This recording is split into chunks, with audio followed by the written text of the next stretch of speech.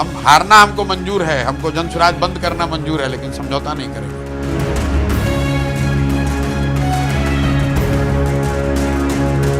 बिहार के बांकीपुर विधानसभा उपचुनाव में जनसुराज पार्टी के संस्थापक प्रशांत किशोर ने ऐतिहासिक जीत दर्ज की है।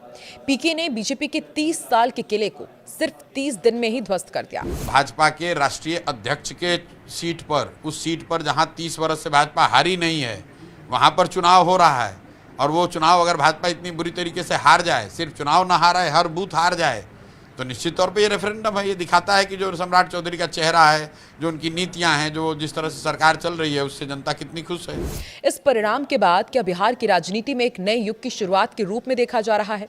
क्या बांकीपुर की जीत विपक्ष की उम्मीद की जीत है? और क्या प्रशांत किशोर मगध के नए चाणक्य के तौर पर उभर रहे हैं? ये कई सवाल हैं जिनका हम आज जवाब ढूंढेंगे इस वीडियो में। नमस्कार, मैं हूं आकांक्षा और आप देख रहे हैं न्यूज़ 18 का डिजिटल प्लेटफॉर्म। तो क्या बिहार और देश की राजनीति में बांकीपुर विधानसभा उपचुनाव का रिजल्ट एक बड़ा मोड़ साबित होगा? लंबे समय से बीजेपी के गढ़ रहे इस सीट पर जनसुराज पार्टी के संस्थापक पीके की जीत के मायने क्या है? पीके ने बांकीपुर सीट 19,324 वोटों के भारी अंतर से जीती है। प्रशांत किशोर को कुल 64,151 वोट मिले, जबकि उनके निकटतम प्रतिद्वंदी भाजपा के नीरज कुमार को 44,827 वोट मिले। वहीं आरजेडी कैंडिडेट रेखा गुप्ता 14,273 वोटों के साथ तीसरे स्थान पर रहे। इस जीत के बाद राजनीतिक गलियारों में ये चर्चा जोरों पर है कि क्या प्रशांत किशोर मगध के नए चाणक्य बनकर उभरे हैं? क्या इस जीत के बाद पीके राष्ट्रीय राजनीति में विपक्ष के नए रणनीतिकार के तौर पर उभरेंगे? चुनावी रणनीतिकार से राजनेता बने प्रशांत किशोर ने अपनी जनसुराज यात्रा और धरातल पर किए गए जमीनी कार्यों के जरिए एक अलग पहचान बनाई है। राजनीतिक एक्सपर्ट्स का भी मानना है कि बांकीपुर की जीत केवल एक उपचुनाव की जीत नहीं है, बल्कि ये जनता के बदलाव के मूड को भी दर्शाती है। प्रशांत किशोर ने शिक्षा, रोजगार और सुशासन के मुद्दों को अपनी राजनीति के केंद्र में रखा, जिससे युवाओं और आम नागरिकों का रुझान उनकी तरफ बढ़ा है। बांकीपुर के नतीजों ने बिहार में पारंपरिक जातिगत और दलीय राजनीति को चुनौती दी है। तो क्या पीके विपक्ष की कमान संभालेंगे? क्या आने वाले दिनों में प्रशांत किशोर बिहार ही नहीं, देश में विपक्षी पार्टियों की कमान संभालेंगे?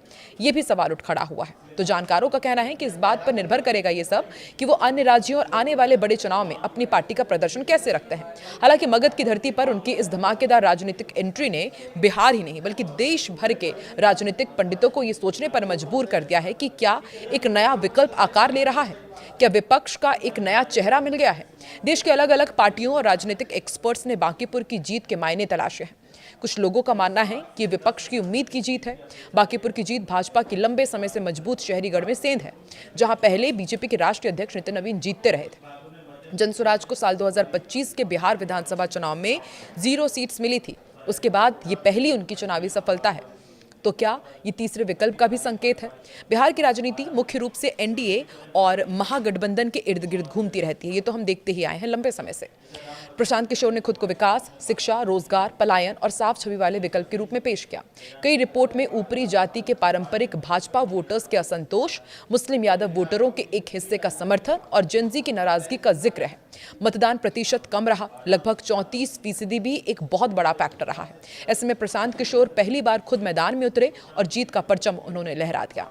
पीके का पूरा कैंपेन किस तरफ रहा ये भी आपको समझाते हैं। देखिए, प्रशांत किशोर ने इस पूरे कैंपेन में इसे सिर्फ विधायक चुनने का चुनाव नहीं, बल्कि भाजपा के केंद्र नेतृत्व मोदी शाह को बिहार के मुख्यमंत्री सम्राट चौधरी को लेकर संदेश बताया।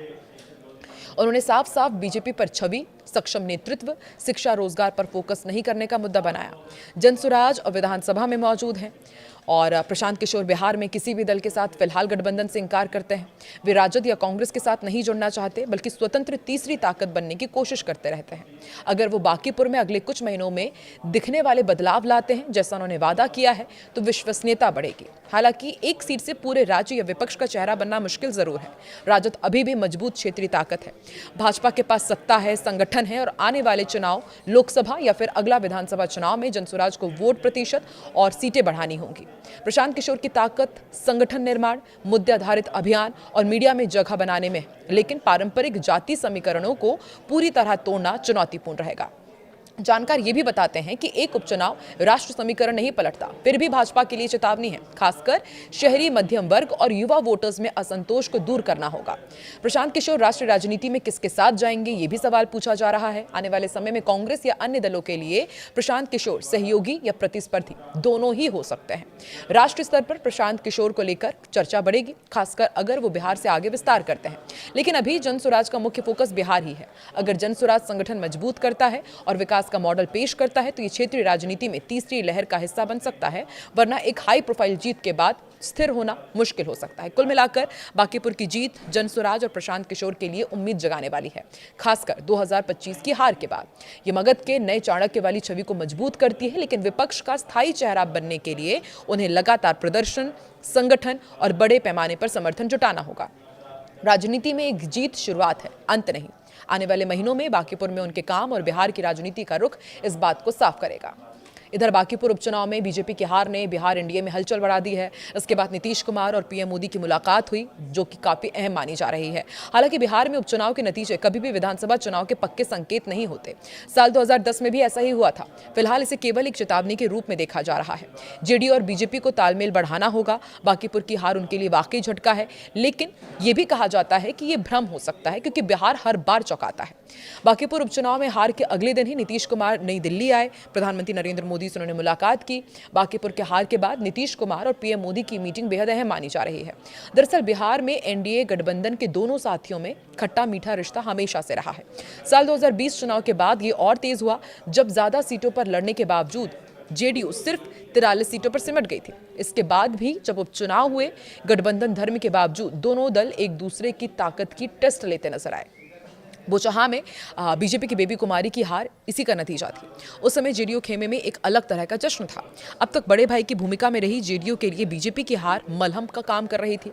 हालांकि इसके बावजूद नीतीश कुमार ने अगस्त में यू टर्न ले लिया, जब साल 2020 बोचहा में स्थानीय स्तर पर बीजेपी के खिलाफ सवर्णों में नाराजगी की बात सामने आ रही थी।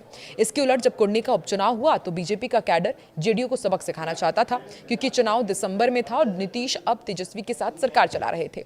ये सीट आरजेडी विधायक के अयोग्य घोषित होने के बाद खाली हुई थी। फिर क्या था?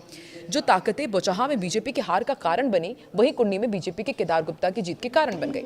अब बांकीपुर में बीजेपी की हार के बाद जेडीयू कैसा महसूस कर रही है, इसे समझना ज्यादा मुश्किल है नहीं। श्याम रजक की नसीहत आ चुकी है, बीजेपी अपनी कार्यकर्ताओं का सम्मान करे। ये बयान अपने आप में गठबंधन के भीतर की मनोदशा को दिखाता है। देखिए, बिहार की राजनीति लंबे समय से त्रिकोणीय रही है। यहाँ जो दो ध्रुव एक साथ जाते हैं, सरकार उसी की बनती है। नीतीश कुमार अब सार्वजनिक तौर पर बीजेपी के साथ स्थायी रहने की बात कर चुके हैं। ऐसे में जब तक जेडीयू का अस्तित्व है, वो नहीं चाहेगी कि प्रशांत किशोर जैसे कोई भी तीसरी ताकत बिहार में उभरे। वैसे भी बिहार के उपचुनाव पहले कभी बड़े संकेतक नहीं रहे हैं। साल 2010 के विधानसभा चुनाव से कुछ महीने पहले 10 सीटों पर उपचुनाव हुए थे। ये सभी सीटें एनडीए के पास थी, लेकिन उनमें से 5 पर आरजेडी ने कब्जा कर लिया। ये सीटें थी लौकहा, त्रिवेणीगंज, रुपौली, बायसी और कस्बा। उस समय भी यही नैरेटिव बना कि साल 2010 से पहले आरजेडी का कमबैक हो रहा है, लेकिन जब अक्टूबर-नवंबर में विधानसभा चुनाव हुए तो पूरी तस्वीर बदल गई और आरजेडी सिर्फ 22 सीटों पर सिमट गई। यानी बिहार की राजनीति में उपचुनाव को अंतिम संकेत मान लेना अक्सर गलत साबित होता है। इसलिए बांकीपुर को अगर किसी फ्रेम में रखना है तो उसे चेतावनी के तौर पर देखा जा सकता है, भविष्यवाणी के तौर पर नहीं। कार्यकर्ताओं की नाराजगी, स्थानीय समीकरण और तालमेल की कमी जैसे मुद्दे मौजूद हैं, लेकिन इसे भविष्यवाणी मान लेना जल्दबाजी होगी। बिहार में असली फैसला हमेशा बड़े चुनाव में होता है, जहां मतदाता स्थानीय समीकरणों से आगे बढ़कर स्थिरता, नेतृत्व और व्यापक राजनीतिक विकल्प को ध्यान में रखता है। तो आपको क्या लगता है कि क्या वाकई तीसरी ताकत के तौर पर अब बिहार में प्रशांत किशोर उभरेंगे, या फिर जो नैरेटिव 2010 में हुआ था वही अब आने वाले विधानसभा चुनाव में रिपीट होगा और लोकसभा चुनाव में भी, या फिर प्रशांत किशोर कुछ सरप्राइजिंग फैक्टर बिहार में लेकर आने वाले हैं? आपको क्या लगता है, कैसे जीते हैं प्रशांत किशोर? कमेंट सेक्शन में जरूर बताइएगा।